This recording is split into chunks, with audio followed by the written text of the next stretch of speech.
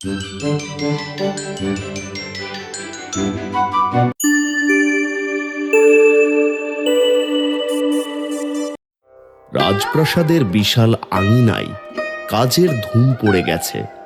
হরিপদ এবং তার ছেলে বালাই দুজনেই শরীরে বিশাল বিশাল বস্তা পিঠে নিয়ে এক গুদাম থেকে অন্য গুদামে নিয়ে যাচ্ছে। তাদের শরীরের অবস্থা খুব খারাপ, দেখলেই বোঝা যায় বহুদিন তারা পেট ভরে খায়নি। বাবা, আমি আর পারছি না, শরীরটা কেমন যেন করছে। সকাল থেকে একটু খাবার পেটে পড়েনি, তার উপরে এই রোদের তাপ, আমার হাত পা কাঁপছে বাবা। কি আর করবি বল, আমাদের কপালে যেই দুঃখই লেখা আছে। একটু জিরিয়ে নে, তারপর আবার কাজে লাগতে হবে। বেলা গড়িয়ে যাচ্ছে, কাজ শেষ না করলে তো মজুরি জুটবে না। কিন্তু বাবা, এই সামান্য মজুরিতে কি আমাদের চলে? রাজামশাই আমাদের যা দেন তাতে একবেলা খেলে দুবেলা উপোস থাকতে হয়। এভাবে আর কতদিন চলবে? শরীর তো আর চলছে না, খিদেই পেট চুঁচু করছে। চুপ কর বাপ, চুপ কর, আস্তে কথা বল, দেওয়ালেরও কান আছে।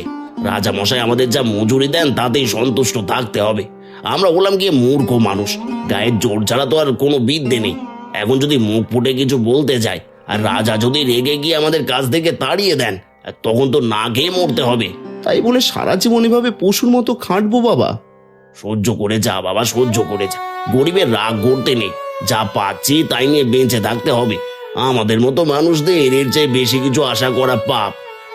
সন্ধ্যা ঘনিয়ে এসেছে। সারাদিনের হাড় ভাঙা খাটুনির পর হরিপদ আর বালাই 1 কেজি শস্য হাতে নিয়ে বাড়ি ফিরল।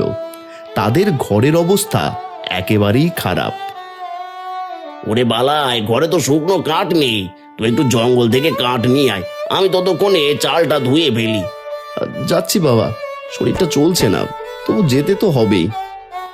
বালাই কুঠার হাতে নিয়ে জঙ্গলের দিকে চলে গেল।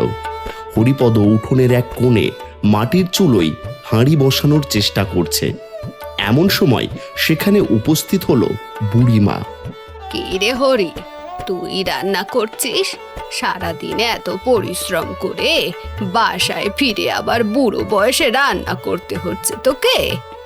আহারে, তোর কষ্ট দেখে আমারই খারাপ লাগে। কি আর করবো দিদি, কপালে সুখ না থাকলে যা হয়, রান্না তো করতেই হবে। ওরে বোকা, ছেলেকে একটা বিয়ে দিলেই তো পারিস। ছেলের বউ ঘরে আসলে তোর এই হাড় ভাঙা খাটুনির পর অন্তত রান্নাটা তো করতে হতো না। বাসায় ফিরলেই গরম গরম ভাত খেতে পারতি। আর দিদি, তুমি তো সব জানো, ছেলের বিয়ে তো আমি দিয়েছি। আজ থেকে 6 মাস আগেই ছেলের বিয়ে হয়েছে। কি বলছিস? ছেলের বিয়ে দিয়েছিস 6 মাস আগে, আর আমাদের কাউকে কিচ্ছু বলিসনি?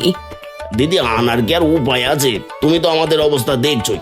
বাপ বেটায় সারাদিন খেটে যা পায় তাতে আমাদের দুজনেরই পেট ভরে না। আর তাছাড়া কি? থামলি কেন? ঘরে যে আনবো তাকে বসতে দেবো কোথায়, শোবে কোথায়? আমার ঘরে তো আসবাবপত্র বলতে কিচ্ছু নেই। খাট নেই, পালঙ্ক নেই, একটা ভালো শাড়ি দেওয়ার সামর্থ্য নেই। তুই একটা আস্ত গাধা হরিপদ।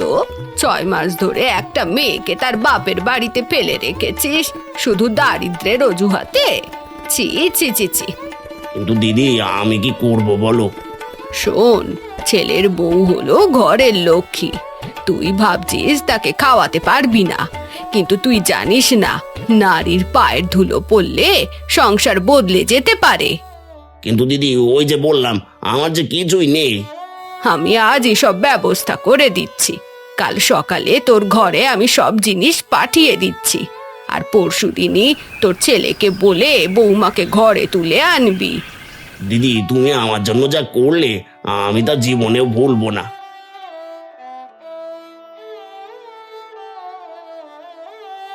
কয়েকদিন পর বালাই তার বউ সুমতিকে নিয়ে বাড়ি ফিরল।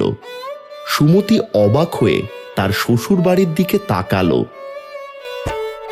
সে জানতো তাদের অবস্থা খারাপ, কিন্তু এতটা খারাপ হবে তা সে কল্পনাও করেনি। মা সুমতি, মা মরা সংসার, বাপ বেটায় সারাদিন বাইরে থাকি, ঘর দোর দেখার কেউ নেই। তুমি কিছু মনে করো না। বাবা, আপনি চিন্তা করবেন না, আমি যখন এসেছি সব ঠিক হয়ে যাবে। এটা এখন আমার সংসার। হরিপদ আর বালাই তাড়াতাড়ি আবার কাজে চলে যায়। সুমতি ঘর পরিষ্কার করতে শুরু করলো। তার পরিশ্রমে কয়েক ঘন্টার মধ্যেই সেই বাড়ি ঝকঝকে তকতকে হয়ে উঠল। ও মা, তুমি কি সুমতি? হ্যাঁ ঠাকুমা, আমি সুমতি। আপনি কেমন আছেন? বাবা, কি চমৎকার! সকালে দেখলাম জঙ্গল, আর এখন দেখছি পরিষ্কার পরিচ্ছন্ন। আজ বুঝলাম এই ঘরে সত্যি লক্ষ্মী এসেছে। ঠাকুমা, ঘর নোংরা থাকলে কি মন ভালো থাকে? আমাকে তো সব একাই পরিষ্কার করতে হচ্ছে। ওরা তো পুরুষ মানুষ, কাজের চাপে সময় পায় না। ঠিক বলেছিস মা, নারী ছোঁয়া ছাড়া সংসার অসম্পূর্ণ। তুই দেখিস, তোর হাতের গুণে এই সংসারের সব দুঃখ ঘুচে যাবে। আজ ঘর ঠিক হয়েছে, কাল কপালও ঠিক হবে। তাহলে এখন আমি আসি রে মা। ঠিক আছে বুড়িমা, আপনি ভালো থাকবেন। সন্ধ্যাবেলা হরিপদ আর বালাই কাজ থেকে ফিরল। ঘরে ঢুকেই তারা চমকে গেল। পরিষ্কার পরিচ্ছন্ন ঘর, বিছানা সুন্দর করে পাতা, আর রান্নাঘর থেকে ভাতের সুগন্ধ আসছে। বাবা, এই 1 কেজি শস্য, এটা আপনাদের দুজনের সারাদিনের রোজগার? হ্যাঁ মা, রাজা মশাই আমাদের 1 কেজি শস্যই দেন। আমাদের খুব খিদে পেয়েছে সুমতি, ভাত দাও। এই 1 কেজি শস্য দিয়ে 3 জনের পেট কি করে ভরবে? আপনারা এত পরিশ্রম করেন আর রাজা আপনাদের ঠকাচ্ছেন, এটা তো খুবই অন্যায়। চুপ করো মা, রাজার বিরুদ্ধে কথা বলতে নেই। আমাদের তাড়িয়ে দিলে না গিয়ে মরতে হবে। আপনারা ভয় পাবেন না, ভয় পেলে সারা জীবন ঠকতে হবে। কাল আপনারা রাজা মশাইকে গিয়ে বলবেন। শুনুন, কাল সকালে আপনারা রাজ দরবারে যাবেন। গিয়ে রাজা মশাইকে বলবেন, মহারাজ, আমরা আপনার অনুগত প্রজা, কিন্তু এই 1 কেজি শস্যে আমাদের আর চলছে না। একবেলা খেলে দুবেলা না খেয়ে থাকতে হয়। এভাবে চলতে থাকলে আমরা অসুস্থ হয়ে পড়ব এবং আপনার কাজও করতে পারবো না। দয়া করে আমাদের মজুরি বাড়িয়ে 3 কেজি শস্য করে দিন। 3 কেজি? রাজা রেগে যাবেন না তো? একদম ভয় পাবেন না, বুকে সাহস রেখে চোখের দিকে তাকিয়ে কথা বলবেন। রাজা যদি দেখেন আপনারা সত্যিই কষ্টে আছেন এবং কাজের প্রতি সৎ, তিনি অবশ্যই মেনে নেবেন। বাবা, সুমতি ঠিকই বলছে, চলো কাল বলেই দেখি।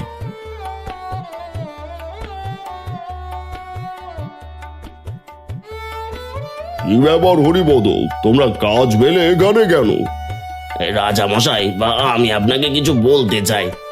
হরিপদ সুমতির শেখানো কথাগুলো রাজামশাইকে বলতে শুরু করলো। সে বলল তাদের কষ্টের কথা এবং 3 কেজি শস্যের দাবির কথা। রাজা কথাগুলো শুনে হেসে উঠলেন। আরে বোকা, আমি তো ভেবেছিলাম তোমাদের 1 কেজি শস্যেই দিব্যি চলে যায়। তোমরা তো কখনো মুখ ফুটে কিছু বলনি। আর তোমরা চিন্তা করো না, আজ থেকে আমি শুধু তোমার নয়, রাজ্যের সকল শ্রমিকের মজুরি বাড়িয়ে 3 কেজি শস্য করে দিলাম। মন্ত্রী, এখনই আদেশ কার্যকর করুন। হরিপদ আর বালাই আনন্দে আত্মহারা। সেদিন তারা 3 কেজি শস্য নিয়ে বাড়ি ফিরল। সুমতি তাদের হাসি মুখ আর শস্যের পরিমাণ দেখে বুঝল তার বুদ্ধি কাজে লেগেছে। দিন কাটতে লাগলো। সুমতি অত্যন্ত বুদ্ধিমতী মেয়ে। সে প্রতিদিনের 3 কেজি শস্য থেকে অর্ধেক শস্য রান্না করত আর বাকি অর্ধেক জমিয়ে রাখত।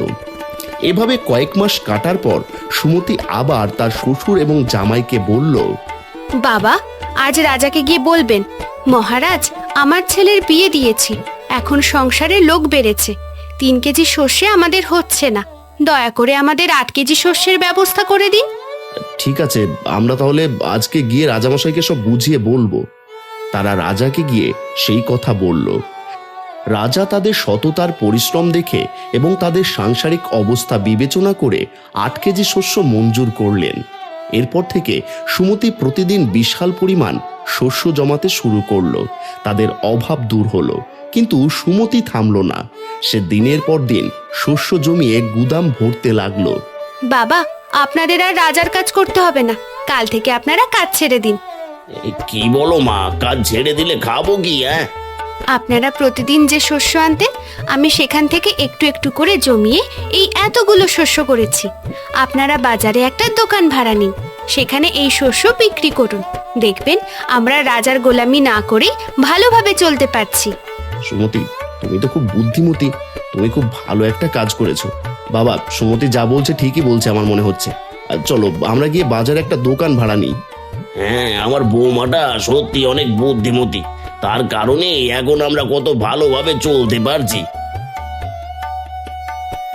হরিপদ আর বালাই বাজারে দোকান নিল এবং শস্য বিক্রি শুরু করলো। তাদের সততার ভালো মানের শস্যের কারণে দোকান খুব চলতে লাগলো। দেখতে দেখতে তাদের ভাঙা কুড়ে ঘর পাকা দালান হয়ে উঠল।